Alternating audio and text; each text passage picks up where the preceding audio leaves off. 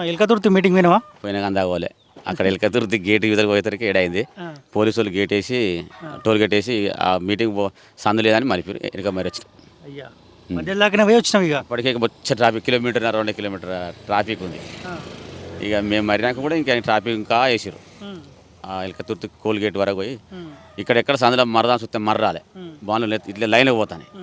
ఎక్కడ మరదంటే మర్రాకుంటే మళ్ళీ toll gate కాయించాలి తిప్పుకొని బస్సులో పోయినాం.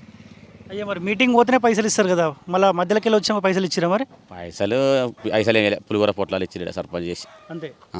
అంటే ఫ్రీగానే పోయినావు నువ్వు మొత్తానికి? పోయినాం బస్సులో మొత్తం పోయినా 50 మంది పోయినాం. 50 మంది మనిషికి ఒక పులిహోర పొట్ల. విన్నావా మరి కేసీఆర్ స్పీచ్ వచ్చిన తర్వాత నా ఫోన్లోనో టీవీలో విన్నావా? టీవీలు ఉన్నాయి అదే చెప్తుండే బాగానే కాంగ్రెస్ ఆగమని చెప్తాను, రైతులను మోసం చేస్తాను అంటారు. మరి నమ్ముతురా కేసీఆర్ మోడల్ నమ్ముతురానే మరి? కొంతవరకు అయితే కేసీఆర్ మంచి చేసిన మరి. కేసీఆర్ మంచిగా అనిపించింది మరి.